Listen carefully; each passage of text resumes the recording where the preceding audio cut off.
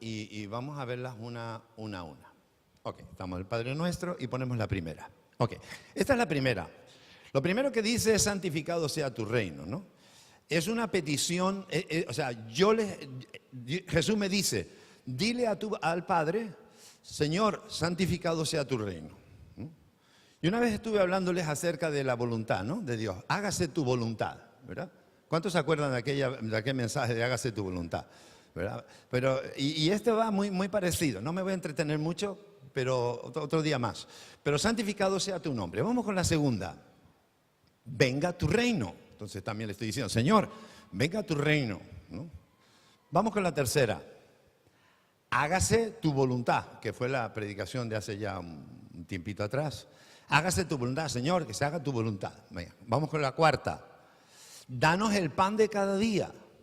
Esta es la otra petición. Y perdona nuestros pecados, ¿verdad? Y el último, líbranos del mal y de la tentación. Ok. Si lo dejamos ahí quieto un momentito, por favor, no me lo quites ahí, ¿no? Fíjese, santificado sea tu nombre. A ver, ¿cómo lo explico? Dios no tiene que hacer nada para que su nombre sea santificado.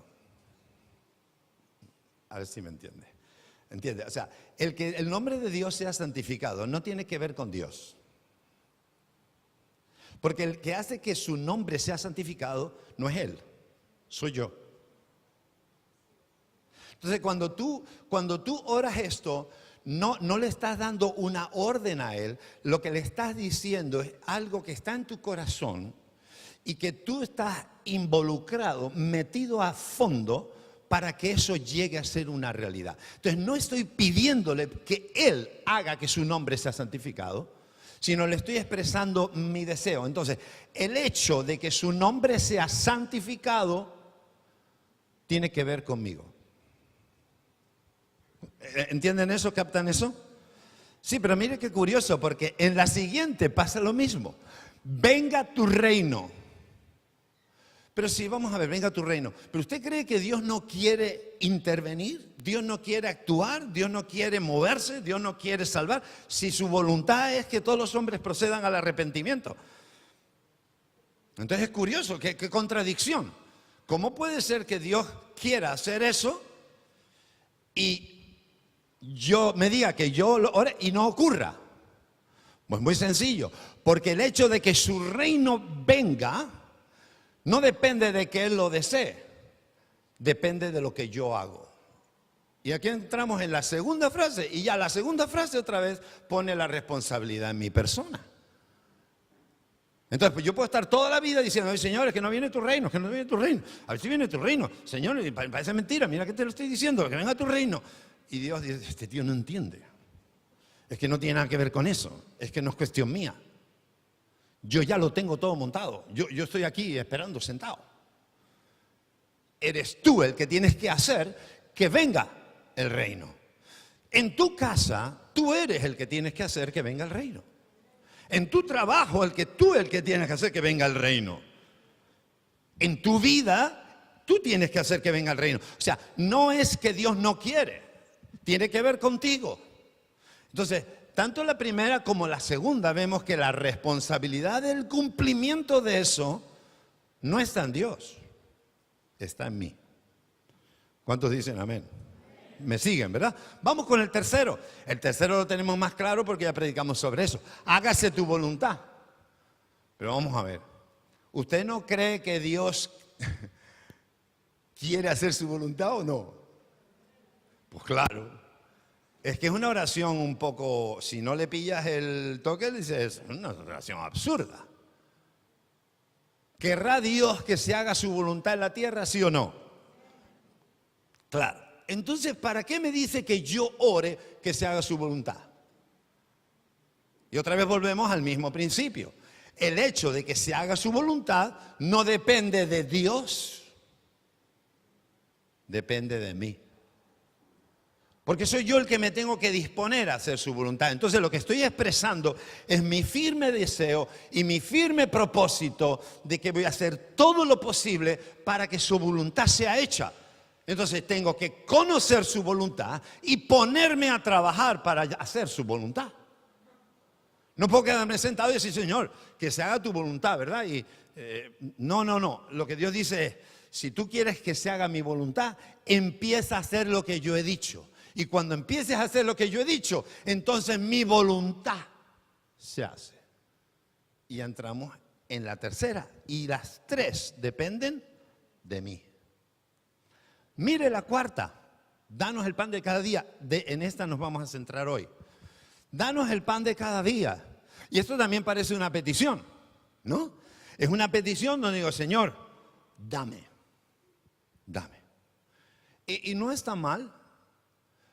Cuando tú lees la Biblia acerca de las promesas de Dios, te das cuenta que si algo tiene Dios en su corazón es darnos. De todo, en todos los ámbitos. Darnos. Su deseo, si dio a su Hijo, ¿cómo no va a dar con Él todas las demás cosas? Dice Romanos, ¿no? Luego veremos ese versículo. Entonces, la cuestión entonces, lo de darnos el pan de cada día, no tiene que ver solo con la comida. Es una metáfora. Está hablando de todo lo que yo necesito en el día. Es todo, no solamente es comida, es todo lo que yo necesito. Pero fíjese, y hoy hablaremos de eso, la respuesta a esa petición no tiene que ver con Dios. El que eso sea una realidad, vamos a ver que no tiene que ver con Dios, porque el deseo de Dios es darme eso y todo. Entra en su voluntad el dármelo todo. El hecho de que esa no se cumpla tiene que ver con que yo no oro, con que yo no insisto, con que yo no permanezco en la oración. Y de eso hablaremos un poco más de hoy. Pero mire, perdona nuestros pecados. Esta sí parece que tiene que ver con Dios. Pues Dios perdóname, ¿no? Pero todos sabemos que no es así tampoco. Porque a continuación dice, así como nosotros perdonamos a nuestros deudores. Y luego debajo dice, porque si no perdonamos a nuestros deudores, Dios no nos perdonará a nosotros. Entonces, el hecho de que Él perdone nuestros pecados otra vez tiene que ver con un principio anterior, es el hecho de que yo perdone a los demás. Así que, ¿dónde está el peso para que se cumpla al final el que yo sea perdonado? En mi responsabilidad de perdonar. Dentro del cuerpo de Cristo, todavía hoy en día existe mucho problema con esto. Mucha gente no siente el perdón de Dios. Mucha gente no sabe que está teniendo problemas para que Dios le perdone, por el simple hecho de que no perdona. Si yo te digo, cierra los ojos y piensa en alguien a quien no amas, no quieres y que te gustaría que Dios se lo llevara, le va a salir más de un nombre. O 10, no sé. El problema no está en Dios, el problema está en mí. Entonces, esta oración también es condicional. Si tú me perdonas, Señor, perdóname como yo perdono. Entonces, la idea es que si yo no perdono, automáticamente el perdón de Dios queda bloqueado. Y si no, lea Mateo capítulo 6 y ahí Mateo lo explica muy, muy bien. Entonces, el quinto también vemos que tiene que ver con nosotros.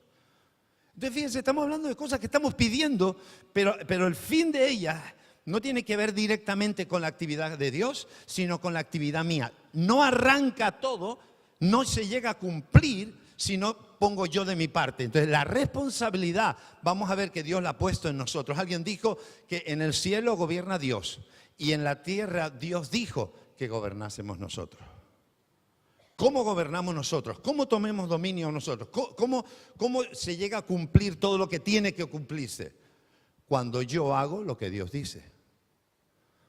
Entonces, cuando yo obedezco, Dios hace lo que Él dijo que iba a hacer. Cuando no obedezco, soy yo el que bloquea la posibilidad de que Dios haga lo que Él quería hacer. Y le puedo decir, hay muchas cosas que Dios deseaba hacer y no se están haciendo. Hay muchas cosas que Dios deseaba haber hecho hace tiempo y se están retrasando. Yo les digo, en la tierra no se hace la voluntad de Dios. Pero no es porque Dios no quiera, es porque nosotros no hacemos nuestra parte. Entonces la responsabilidad otra vez queda en nosotros, queda en ti, queda en tu casa. Padres de familia, queda en el padre de familia. Madre, queda en la madre. Chicos, queda en ustedes. La responsabilidad queda en nosotros. Por último, líbranos del mal. Aquí la protección de Dios viene, pero Dios dice en muchas de sus promesas, Dios honra al que le honra. No dice qué le pasa al que le deshonra.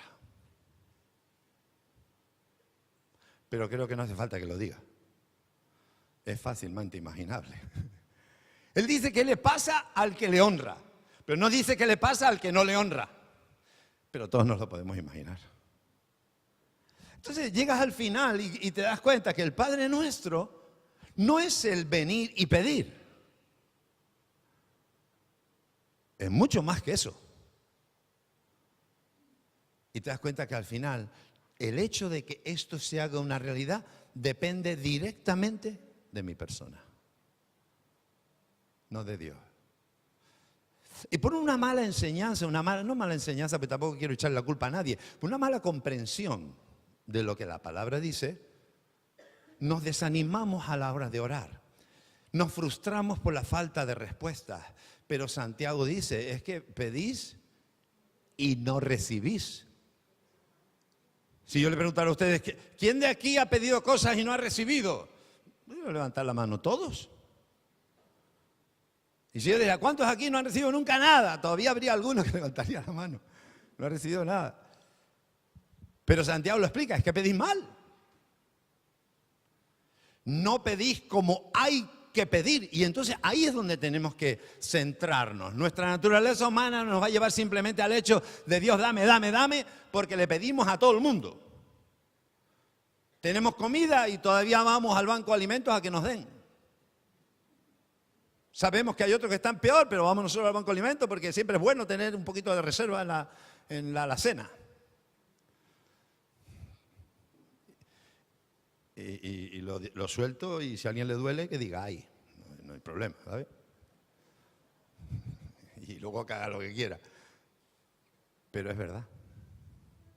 Porque estamos pensando solo en nosotros, ¿no? Entonces el corazón de Dios ha depositado la responsabilidad de que las cosas funcionen no en Él, sino en nosotros. Entonces Él ha articulado todo el sistema para que funcione de una manera natural, así como las leyes naturales que conocemos, o que conocemos algunas, ¿verdad? Y funcionan, y en arreglo a esas leyes, pues preparamos y hacemos nuestras cosas y nuestra vida, y porque hay que tener en cuenta las leyes naturales. Igual hay unas leyes espirituales. Dios las ha establecido. La economía es una de ellas. Dios dice que si damos nuestros diezmos, Él va a abrir las ventanas de los cielos. Pues sabemos eso y todavía no damos diezmo. Pero ¿en qué cabeza cabe? Si Dios te ha dicho que te va a bendecir y va a abrir la ventana de los cielos y te va a dar hasta que abunde, no, hasta que sobreabunde, y no lo haces, luego te quejas de que no tienes dinero. Pero vamos a ver, si ya te dijeron cómo tenerlo.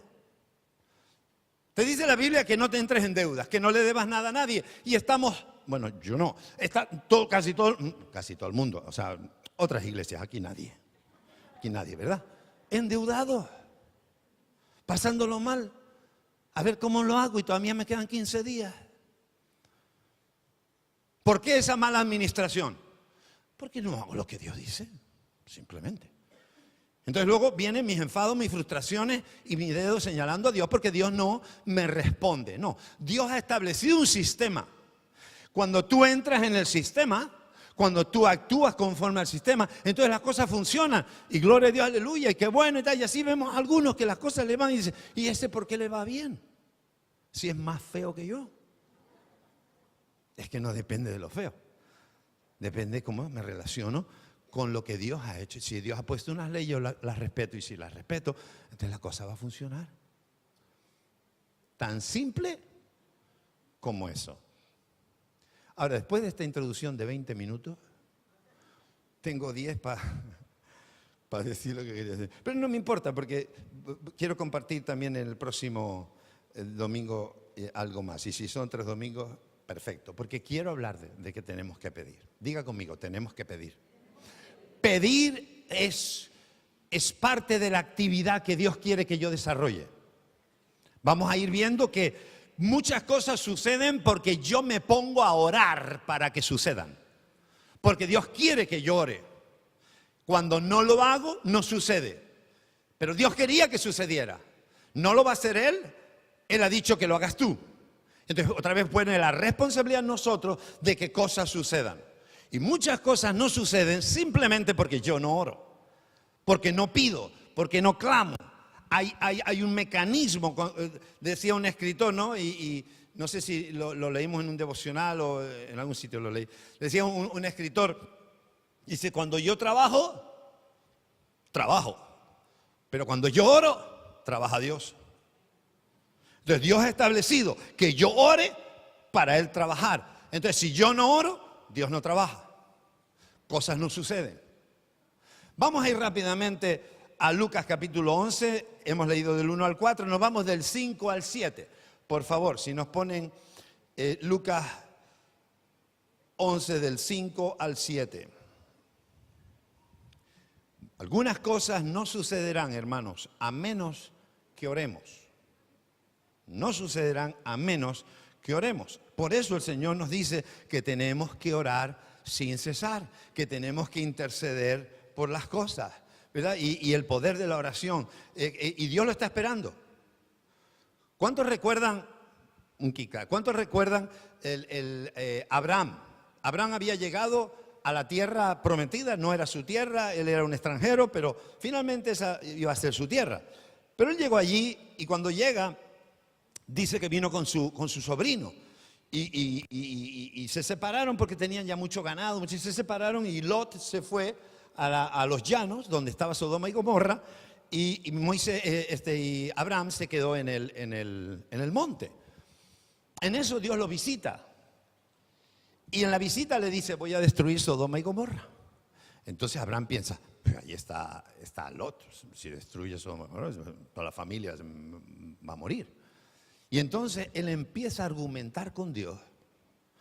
Y lo que Dios iba a hacer, Dios lo cambia porque Abraham intercedió. Y finalmente Lot es salvado por la oración de Abraham.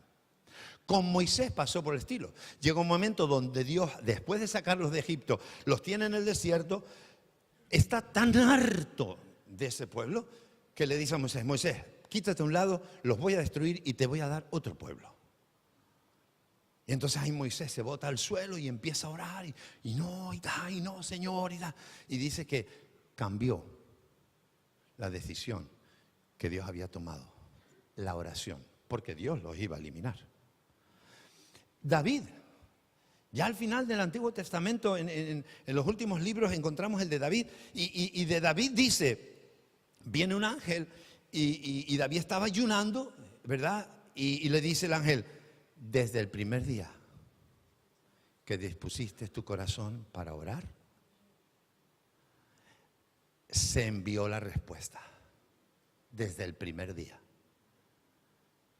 ¿Qué hace que cosas sucedan? La oración. El que yo intercedo. Dios quiere que yo ore. Dios quiere que yo interceda. Miren en este pasaje, por favor. Lucas capítulo 11, 5. Ahí está. Y le dijo también, ¿quién de vosotros que tenga un amigo, va a él a medianoche y le dice, amigo, préstame 3 panes, vamos a leerla toda, porque un amigo mío ha venido a mí de viaje y no tengo que ponerle delante? Y aquel, respondiendo, dijo desde adentro, le dice, no me molestes, la puerta ya está cerrada, mis niños están conmigo en cama, no puedo levantarme y dártelos. Os digo que aunque no se levante a dárselos por ser su amigo, sin embargo, por su importunidad se levantará y le dará todo lo que necesite.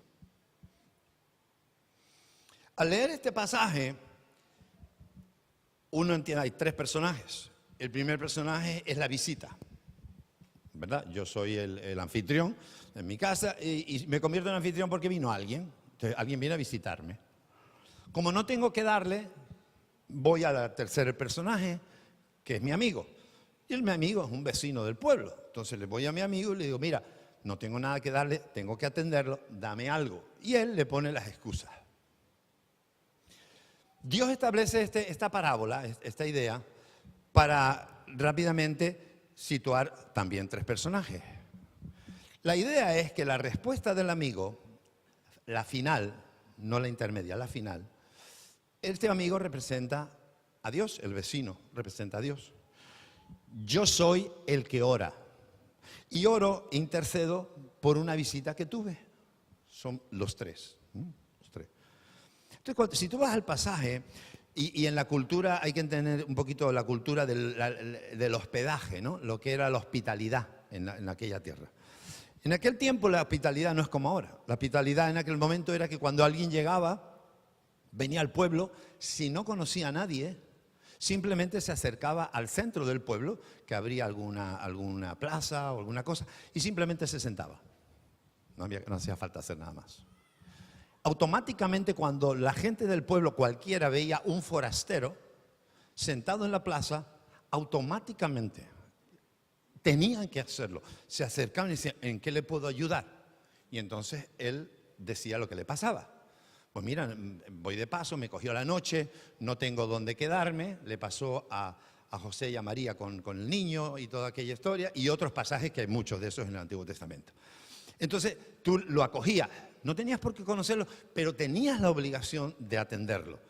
Que ese visitante se fuera contento. Entonces tú lo atendías en tu casa y luego el día siguiente seguía con su camino, pero tú lo habías atendido. Eso era ley. Bien, en la situación que se da en el caso que Jesús está queriendo usar, yo no tengo que ofrecerle. No tengo que ofrecerle. Entonces, como no tengo, pero quiero ayudarle, voy a mi amigo, que al final es el papel de Dios. Entonces, voy a mi amigo y le digo, amigo, no puedo, no tengo nada para darle. El amigo ya sabe cómo es la cultura, el amigo ya sabe que a ese hay que atenderlo, pero empieza poniendo incomodidades, ¿no? Ya estamos durmiendo, mis hijos están acostados, no, me cuesta mucho levantarme, ¿cómo me voy a levantar si ya, ¿verdad? Y no te puedo ayudar.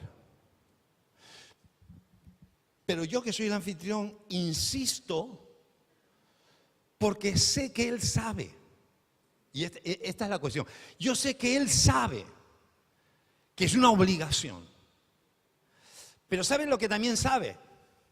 Sabe que si finalmente no me dice que sí y me ayuda, yo tendré que salir de su casa, o sea, salir de ese lugar para ir a otro vecino y explicarle que aquel no me ayudó y que me ayude él.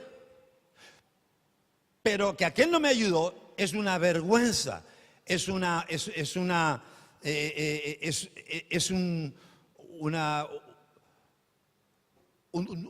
forma de responder que le va a humillar cuando los demás se enteren. Entonces es una presión para él porque hay vergüenza, humillación, si los demás se enteran. Entonces, yo que lo sé, insisto. Entonces, la idea no es solo de que porque yo insisto, no, es porque él, por su honor, para que su honor no quede manchado, para que su honor no quede atrapado ahí con esa vergüenza, entonces finalmente va a hacer lo que sea, superará cualquier problema, me atenderá, su nombre va a quedar bien y yo hago lo que tengo que hacer. Si no lo hace al día siguiente, en todo el pueblo, en la villa o el poblado, todo el mundo iba a saber que fulano no cumplió. Ahora vámonos al papel de Jesús, de Dios. Dice Dios al final de este texto, creo que lo leímos todo, ¿no? Sí, lo leímos todo. Entonces yo lo tengo aquí. Dice, os digo que aunque no se levante a dárselo por ser su amigo, sin embargo, por su importunidad, se levantará y dará todo lo que necesite. En el versículo 8, cuando dice esto, está diciendo, luego, hoy no nos da tiempo de ver el siguiente, ¿verdad? El siguiente ejemplo. Pero al final, lo que está diciendo la moraleja, si vosotros siendo malos sabéis dar buenas dádivas, cuánto más vuestro Padre Celestial dará el Espíritu Santo a aquel que se lo pida. La moraleja final es, si ese, por su honor, siendo hombre, por su honor, finalmente por su honor, trajo lo que hacía falta, como vuestro Padre, con el honor que tiene y con el corazón que tiene, no os va a dar lo que pidáis. Entonces, la insistencia a nivel humano tiene su resultado, pero la insistencia a nivel espiritual también con más razón. Con más razón. Tengo más confianza en insistir y pedirle a Dios que insistir y pedirle a cualquier persona. Porque cualquier persona, por no tener, puede ser que no tenga ni vergüenza. Pero Dios sí tiene vergüenza.